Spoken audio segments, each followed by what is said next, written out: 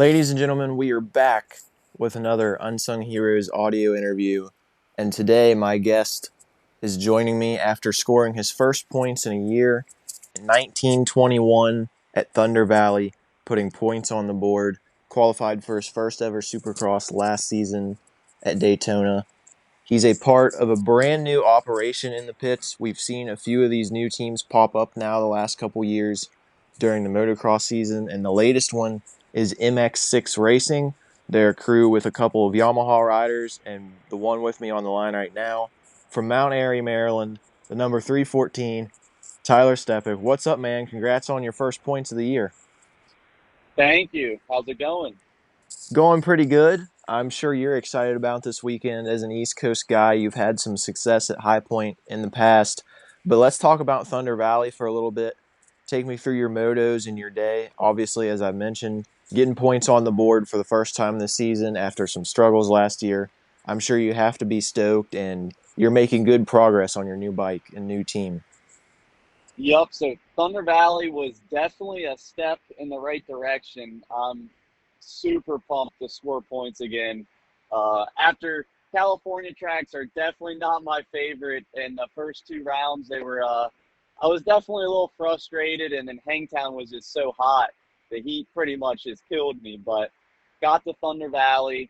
Um, the time practice qualifying, it went really well. I kind of like the more sloppy conditions, like pretty much mud, I would say. And because my home track, Tomahawk in West Virginia, they have a lot of sawdust in there. So when it gets good moisture, I felt like I was at home. And qualifying went well. It was my best qualifying of the season so far with 20th. And then topping it off in the motos, I was able to score points and a point in the second moto. So I've only done that a few times, getting points back to back in the same weekend. So I'm excited to get the high point this weekend and can hopefully earn more points and continue it. Let's talk now about your new team. I noticed them in the pits when I was at Pittsburgh, and I'd heard about a little bit because of Gavin Betts, the SMX Next racer on your team. But I saw the MX6 Racing team in the pits, and they had a sign up, and it was like, "Who is MX6 Racing?" And I was like, you know what? I gotta go find out. And then learning about they are mainly funded and ran by a charity called Sons of Our Fathers, for those who don't know. Tyler's racing for the team during the 450 MX season. They picked up Derek Kelly, who, of course, was racing for Supercross only Team Solitaire during the early part of the year. How did you get in touch with this MX6 racing bunch? And can you tell the fans a little bit about who's behind the operation, what the goals are, and how you're feeling with the team so far? So last year, Chris, the owner of MX6 and Sons of Our Father, the nonprofit organization that runs MX6, he helped me out with some travel money last year. And then towards the end, I went up to this pro-am. They're based out of New York, and there's a pro-am at Walden MX, super close to their shop.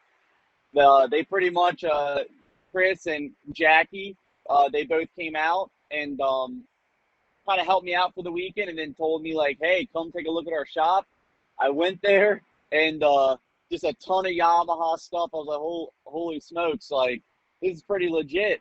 And he said, how about we get you on a bike for next year and do something? And it kind of started out this year. Like I was pretty much, I was just going to be in like a MX6 Sprinter van, but it just kind of, the momentum kept going and it got bigger and bigger.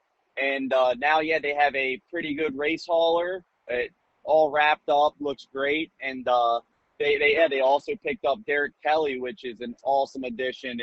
It's pretty cool to be teammates with him. He's national number 58 and super fast rider. And yeah, I'm hoping I can learn from him and just yeah be in the top 20 with him every weekend. And but yeah, it's a new team. They're based out of New York, and their vision, they're just gonna keep growing. They want to be next year. I wouldn't be surprised if they have a big semi, and yeah, they're just gonna keep growing, and they definitely want to get into Supercross next year as well. Yeah, it's great in my opinion to see all these small teams. Of course, the last couple of years, like I mentioned, the HBI racing team popped up and they were helping Ty Masterpool get to the playoffs before he got his pro circuit deal. You've had Locurcio, of course, started his Wildcat team on the gas machines. So it's always great to see you guys. And the Derek Kelly signing is probably something that could be really huge for a small operation like your guys's because, as I mentioned, he was on a Supercross only team, but he has experience running top 15 level in both the 450 class and 250 class. And of course, you've scored a good bit of points as well in your career. You've been a national number guy in the past. So starting out with two veterans and guys that are top 20 caliber at your level, that has to be a huge foundation for the team. Definitely. Last weekend, Chris, the owner, he was super pumped. We were both able to score points, and it's his first year running a pro team. Like I said, last year he helped out a couple amateur riders, and he's still helping Gavin Betts. He will be racing Loretta's this year, kind of grooming him to go pro. But I think he should be lining up for, I think, some combine races this year, possibly. So yeah, Gavin will be at, I think, what would be Redbud and Iron Man, I think. I think But so. That's the usual ones. yep, but no, yeah, Chris, he loves motocross, and yeah, the sign you saw at what is it, Pittsburgh, the who is MX6? It's kind of he likes vintage motocross, so he's a Bob Hanna fan, and I'm pretty sure he was explaining that one of the races Bob Hanna showed up, and I guess maybe he smoked everyone or did really well. Someone made a sign saying, "Who is Bob Hanna?" So he kind of made the same style sign, and no, it's cool, and they're giving me great support this year. So I'm ready to keep going and get my best results yet. So you were talking about improving and trying to get better. I know last year you made your first Supercross main event in Daytona, and I'm sure that was a huge thrill for you, but overall it was a bit of a struggle for you.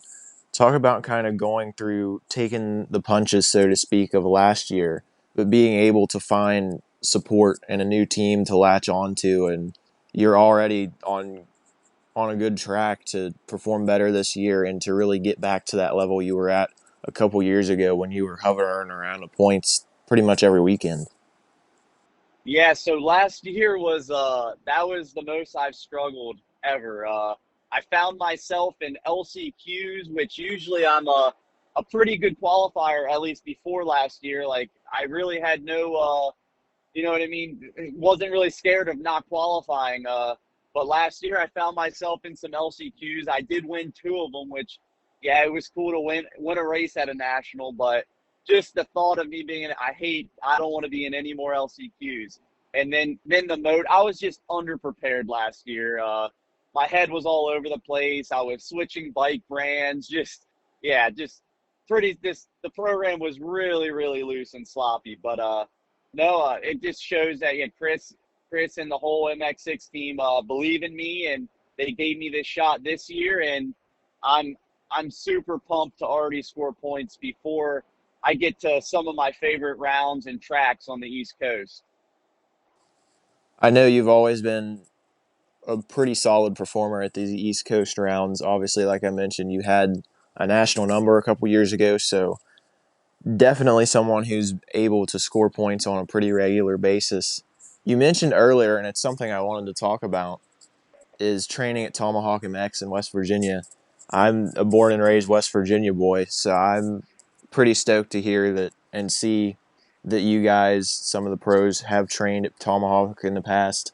I know last year the SC Sport Homes Husqvarna team came over and they were training there a little bit before Budds Creek.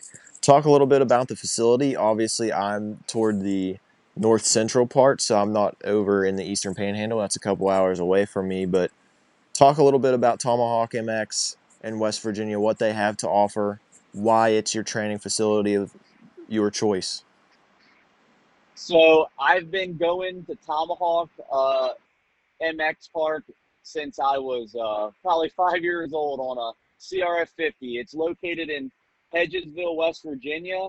So I live in Maryland, but it's pretty much the closest track to me. It's an hour away, and I've gotten super close with the owner, Chad, and just he's a racer as well. Well, he made it to Loretta's a couple years ago. He's gotten top 10 at Loretta's recently, and just the soil, it's came so far. He's been dumping a lot of sawdust.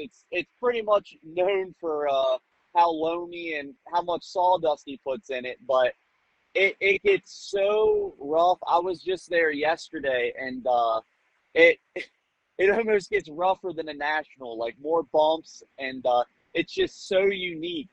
And yeah, it's just such a great facility, and they just did a new structure above the starting line. It almost looks like a parking garage or like Top Golf, so spectators can stand like over the riders and watch them take off. He's constantly just adding more and more to the facility, just thinking of different ways. He was, I think, one of the first tracks around to do the metal starting grids, and he still currently uses them. And it's such a great track. And the owner, Chad, he's such an awesome guy that has always he's helped me and believed in me since pretty much I first started going there. It's awesome for me because I know the West Virginia moto scene not really big at all. I mean, I don't have all of the intel or anything, but I know just motocross wise, there was a track maybe 30, 45 minutes away from me that got shut down a couple, maybe 5, 6 years ago. But it wasn't on the level of Tomahawk, it sounds like. From the way you're describing it, talking about how chewed up it gets, how ruddy and stuff, it could be a really good training facility, and that might be a huge reason your preparation has let you score points and compete on a high level. Because if these tracks break down, we see that kind of separates the top level guys from guys who fade in the pack, being able to navigate the ruts and the bumps and all of the tricky stuff. Yeah, I definitely give a lot of credit to all the great finishes I've had in outdoors to Tomahawk. It's because if it rains, you get totally different conditions than if it's just a hot, boiling summer day, and it gives you the full range of everything. But yeah, truly, the way it breaks down, I give all the credit to Chad Preppin and having Tomahawk as my home track and facility to train at. A little bit of a two-part question. This is probably going to be my final thing before we conclude. But obviously, East Coast guy, you're really looking forward to some of the nationals coming up. So, which track are you potentially looking forward to the most? And then the second part of my question, you are a Maryland boy. So, how do you feel about Budds Creek being the finale, being the championship race this year? Obviously, this might just be a temporary change because of Ironman hosting Motocross the Nations, but you got to be stoked about seeing the final round champions getting crowned in your home state. Definitely. So the first part of the question, I mean, it's hard to say. Believe it or not, I'm super excited to go race Southwick. I've just slowly been enjoying the sand more and more. I did a local NESC race earlier this year up there, and just the locals up there are so fast. My girlfriend's brother, James Harrington, I get to ride with him a lot, and he's a beast, and especially at Southwick.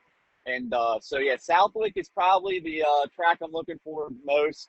Uh, Fudge Creek as well. I shouldn't leave that out. And with it being the finale, it's going to be super cool.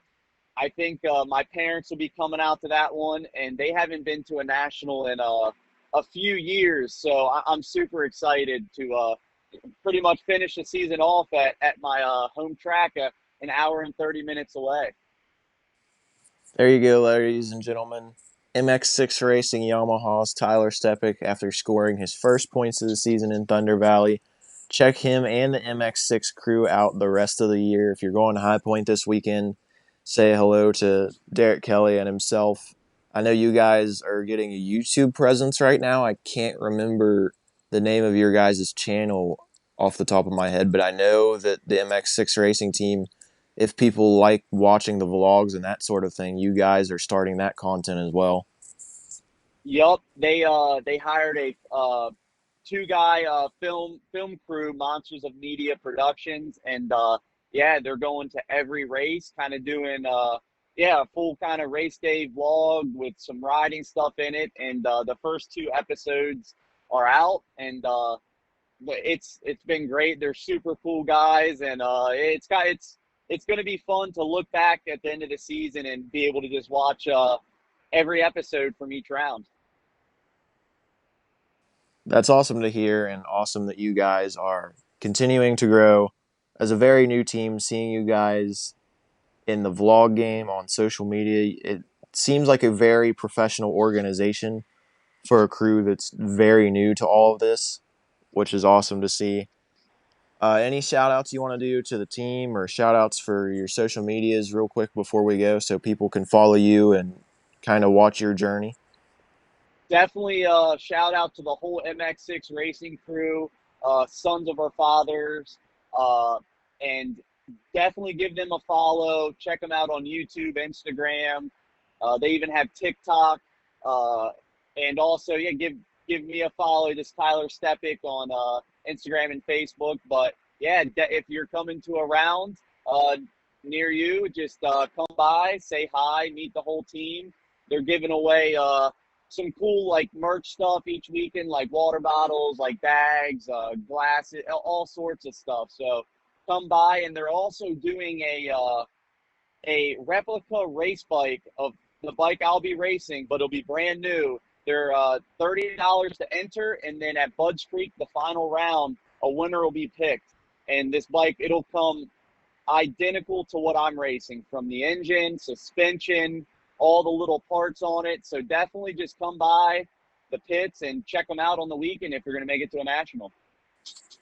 There you have it, ladies and gentlemen. If you're going to a national this season, you could be walking home with a race bike at the end of the year.